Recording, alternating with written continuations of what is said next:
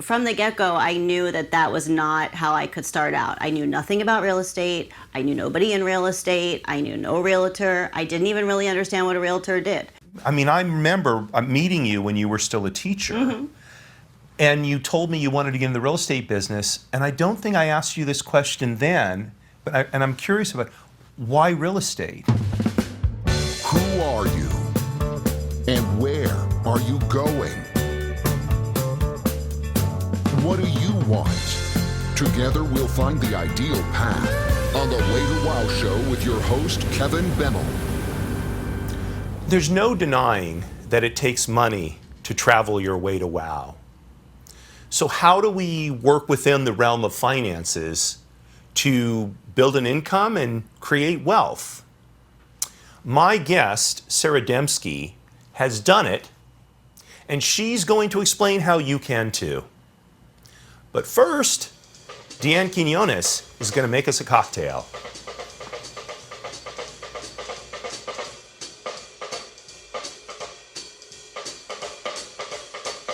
Hi guys, thanks for having me again, Kevin. I really appreciate it.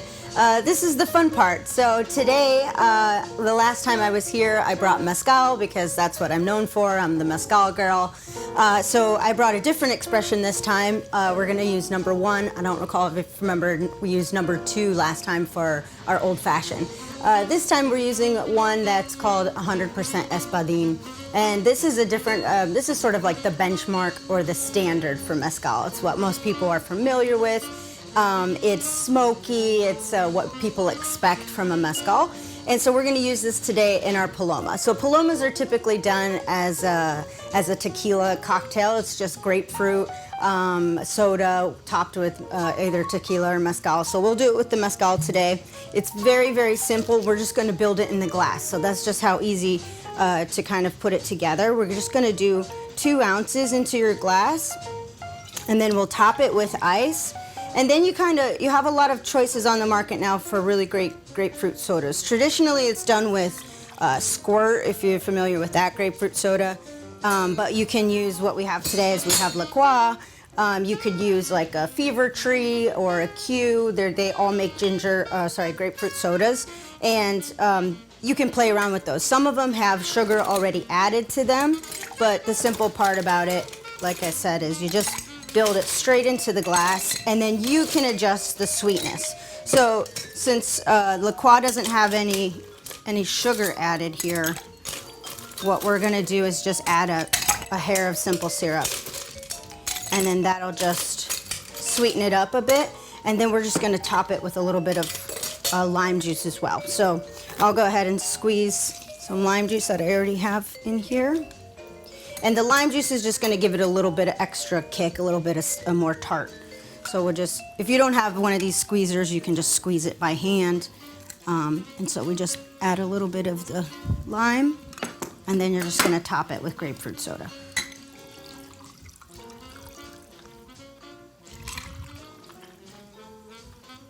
And of course, if you have an actual grapefruit, you could of course give it a splash as well, or we can just give it a little refreshing lime. Oh, there you are. Thank you so much. One for me, one We're going to for you. enjoy these. Cheers. Cheers.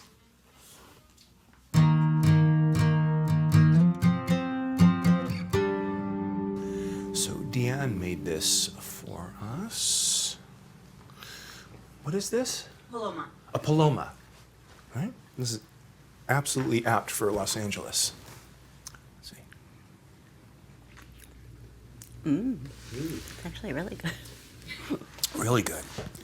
Nice smoky flavor. We have 2 of the things that make life worthwhile: cocktails and chocolate. That's all you need.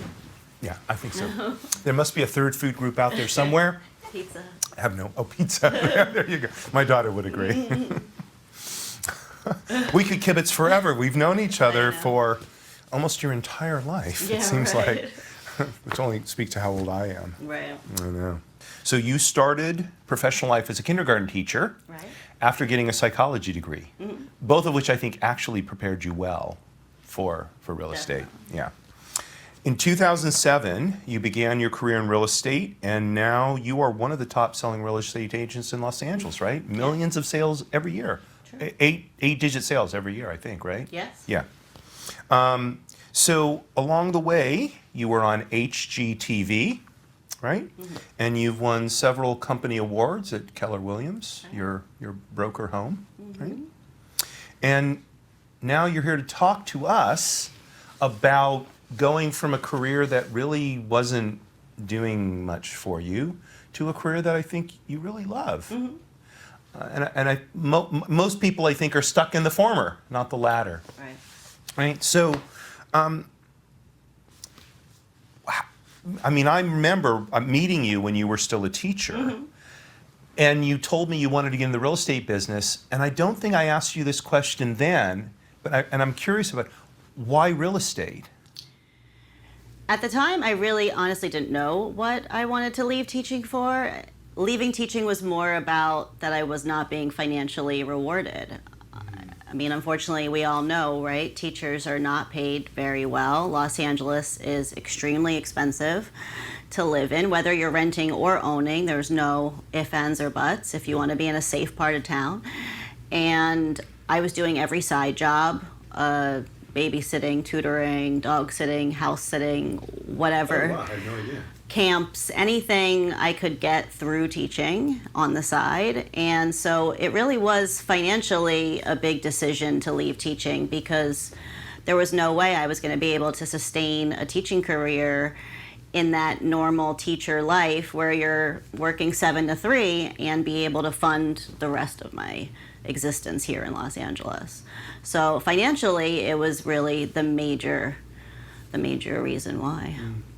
So, you know, I joked that, you know, having a psychology degree and being a teacher actually was a great background right. for so, but kind of peel that for us a little bit. Sure. I mean, was that really the case, and how so? Absolutely. I mean, I only have a bachelor's degree in psychology. I didn't go all the way or anything, but that's all you do all day is have patience for people, listen to people. I joke that I'm a house therapist. More often than not, I'm on the phone holding their hands, telling them it's going to be okay, it's going to work out, what the next step is.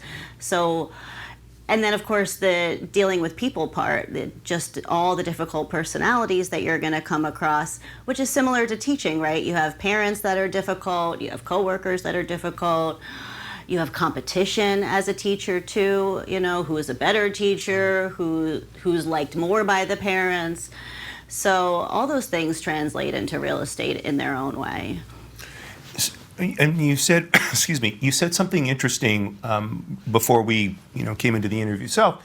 You were telling me that you actually spend very little of your time looking at houses, right? So you're a residential real estate agent. That's different. I was in the commercial end, so this aspect. But I frankly always thought, oh gosh, you must spend, you know, at least half your time, you know, going from house to house. So how is that possible if you're selling houses? You're not spending a lot of your time in them. You're really not. I mean, between the internet and our limited inventory in Los Angeles, and maybe that's different in other places, but here we never have a lot of properties on the market at one time. Things fly off the market rather quickly if they're priced right. So you don't have that much to show your client, depending what their price range is. B, now with COVID, it takes an extremely serious buyer to jump into the market, and they have to be completely prepared to make an offer after they see a property. So there's no open housing, there's no just, you know, let's peruse this house or that house. You have to really have your narrowed down search ready and willing to jump in. So showing houses is about 1/10 of the job. Most of the time it's on the phone, it's emails, it's paperwork, it's talking to the lender, talking to escrow, talking to all the different parties involved. Really, you're just that middleman that holds the entire deal together. And the houses is just the start of it. So if someone loves houses, should they get into real estate? I hear that all the time, really. People say, I love houses, I could sell real estate. I could sell real estate part-time. And I always joke that I don't know which part of the time they would do it because I get calls in the middle of the night, I get calls early in the morning. You'll get a call when you're getting on a trip, on a plane to go on a trip somewhere. It's nothing that you get to choose. People don't want to see a house based on your schedule. They want to see a house or make a purchase or sell a house based on their life. So, you know, someone that wants to get into real estate has to be willing to know and work all the time and know that it's about 90% not glamorous. I would say, you know, watching TV shows about real estate, people think it is mostly about the showing, the dressing up, the seeing beautiful places. It really is not. You see more disgusting places than you do see beautiful places. You learn a lot about how people live. It's so, something you just said just almost made me laugh out loud. It's not the glamour of the real. Rick, our director, and I used to talk about the glamour of show business. Right. I mean, if people knew what really went on Exactly. behind the scenes, the glamour is what you see, I guess, edited Yeah, in the awards exactly. shows, but it's not the business itself. Right. Yeah, very, very interesting. So,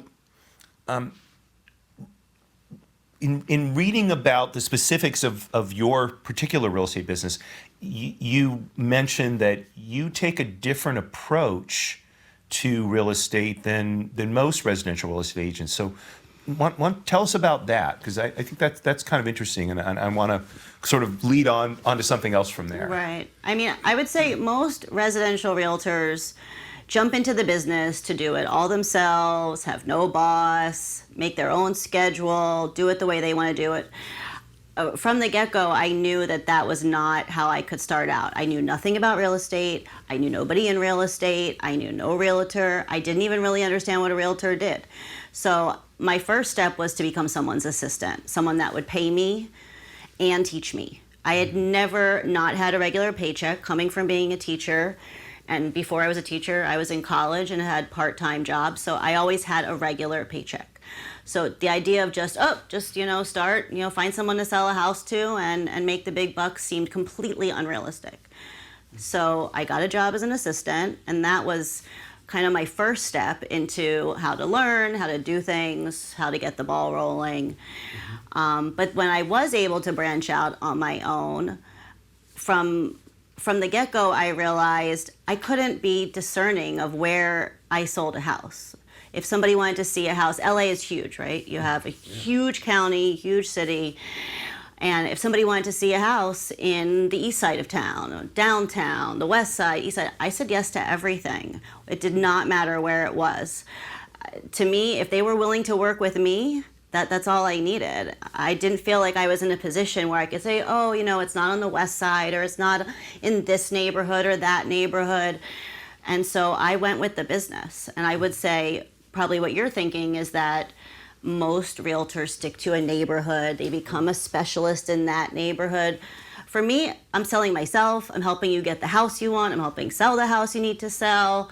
I'll figure it out. Every neighborhood is a little bit different, but the gist of the job is the same, no matter if you're east of the 405 or west of the 405. Yeah. So what I found interesting about this, when I was in the real estate business, I was always client focused. So I always used to say to my staff, it's harder for me to find another client than it is another good property or whatever.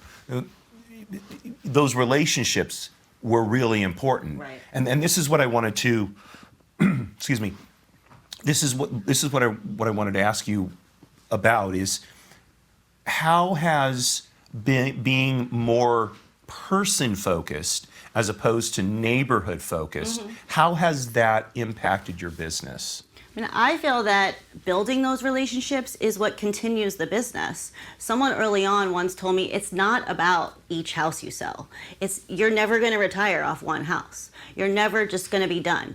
So it's really about that relationship. If I do a good job for the single girl maybe will eventually get married, and then she will need the next spot, and then they'll have kids and need the next spot. And then you go the other way, have an older couple, maybe they're downsizing. You want to be the first person they think of. So it's all about the relationship. It's how the job that you did and how hard you worked. Besides that, I don't build the houses, I don't fix the houses. I'm really just the your best house friend, basically. So how have you've been in, the real estate business now for what, 13, 14 years.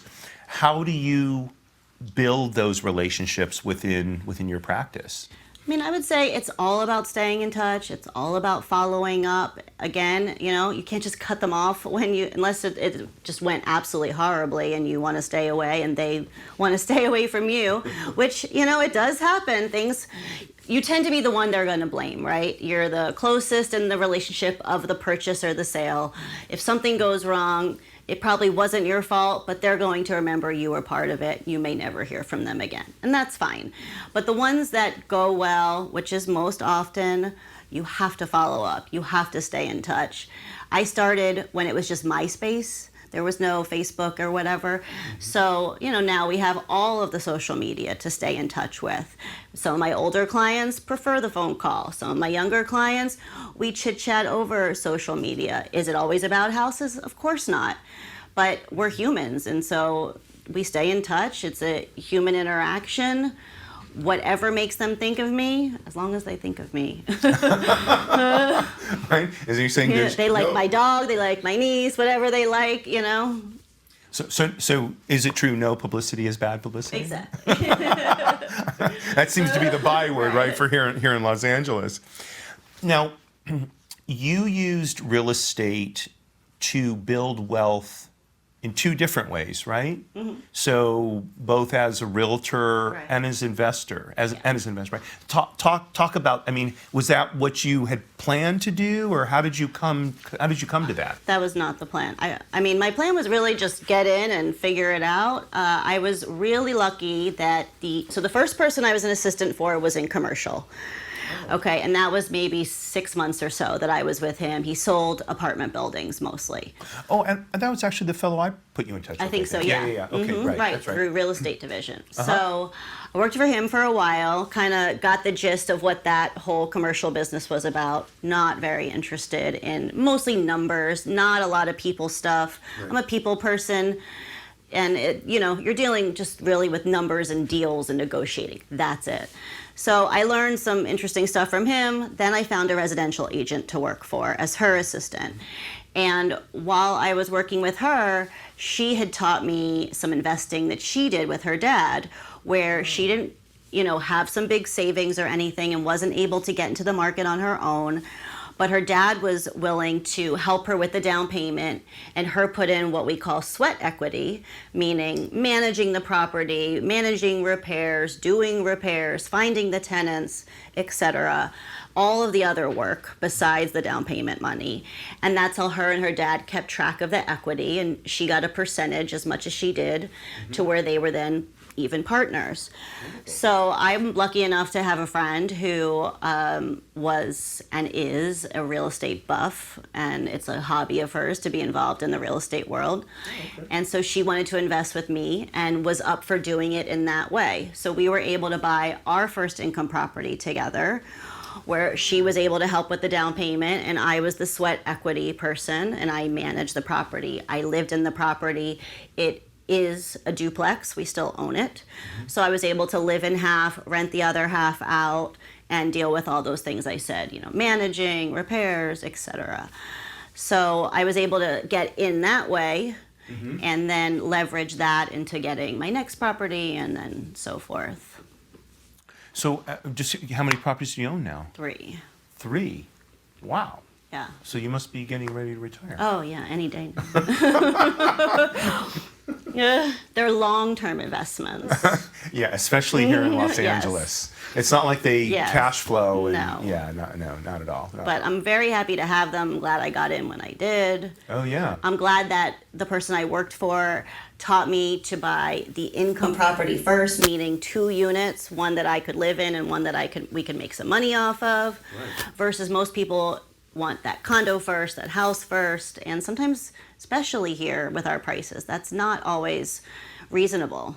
Yeah. I often teach people this method too. This is something to think about if you're looking for your first home and need to offset, with the other income of another unit.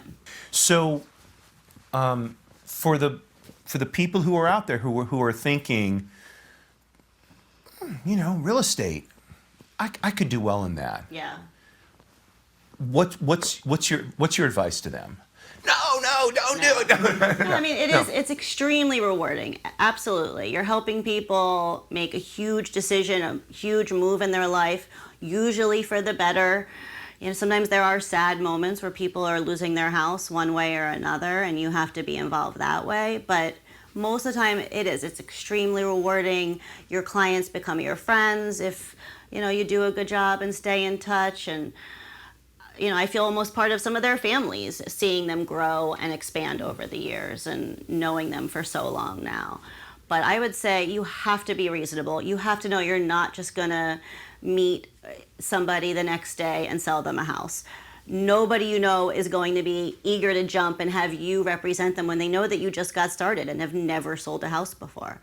So you have to be willing to pitch yourself, right? Your hard work ethic, that you're going to be the hardest worker, and you might not know the most, but you're going to go and find out whatever it is you need to find out. And for me, that's kind of what helped me really build my business, was answering all the calls, getting back to people the fastest. One thing I hear the most is, you always respond so quickly. I've called other people, they don't respond. Maybe they don't even want to talk on the phone, they only want to text. It's all about relationship building. I've missed a call before. I've missed an appointment before. You lose the business. You have to be on top of that. The second you plan something will come up. You have to know people that are willing to help you. It took me a while before I could afford to pay people as assistants and have helpers. But I have friends in this business. I've made friends. We all help each other out. So you have to have good people skills. People have to want to work with you. We in LA see a lot of slimy type agents, a lot of that like car salesman, and that works for people. Some people, great. But other people run from that. And so when you come across another agent in a deal, you really hope it's going to be someone that you actually want to work with, because you're going to be stuck with them for at least 30 days, if not more, and they're going to be an intricate part of the deal closing. And if they're obnoxious or slimy or never answer their phone or a million other personality traits, it's going to work against them. That's why I think you have to just be on top of it, friendly, there to help. I never want anyone to go to sleep stressed out. I mean, I don't answer my phone at all hours, but if I can help at 10 o'clock at night, big deal. At least then, the next day you're not going to come crumbling to pieces over it. And that's what I'm there to do. So should be the person, for the person who wants to get involved in real estate, what should be their first step? What should they do? Their first step. I would just kind of look at your lifestyle and make sure that this actually fits, that you're willing to work and put in that time and effort. It's not convenient. It's not convenient for your family, for your friends, your significant other. So they have to understand, and you have to understand, that things can happen at any time, and that's when you have to do it. Of course, people get sick. Of course, things happen. But for the most part, you really have to be completely on top of it at all times. So that would be the first thing I would tell people. Is your lifestyle fit that? Can you deal with that? I know I was talking to you earlier, and I said, I'm glad that I didn't know as much as I know now, as far as how hard this business is and how much it takes. And, probably in a lot of businesses, if you know how hard it is from the get-go, you wouldn't jump in. Mm-hmm. Lucky enough, real estate TV wasn't a big thing when I started, so I didn't get thrown off by that. Being naive, I think, actually was a plus in this scenario. Mm-hmm. And learning I could do it while I was sort of doing incrementally, yeah. Well, unfortunately, we have to wrap this up, but first of all, it was great seeing you again. Thank you so much for coming and talking with us here on the Way to Wow show. Before you go, I think you have your thing, right? I have my thing. So I brought my business card and I brought a key. Obviously, both things represent selling houses. But also, I was thinking that they're both going to be relics soon, between business cards that people hardly use anymore and houses becoming smart houses and smart locks. Mm-hmm. This may be good for your time capsule as well. Why don't you put it right there below the paradox of choice? What do you think? Paradox of choice. That sounds interesting, huh? There you go. That's our show for this week. It was really wonderful having Sarah here to talk about the finance realm within the 3 pillars of attainment. I think she had some sage advice.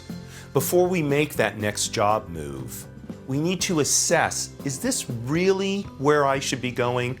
Does it fit my personality? Does it fit my lifestyle? Now, maybe a little ignorance will work out in the end, like it did for Sarah, but probably better to be a little more intentional these days. Courage at all times, my friends. Marie, darling, you're still my belle.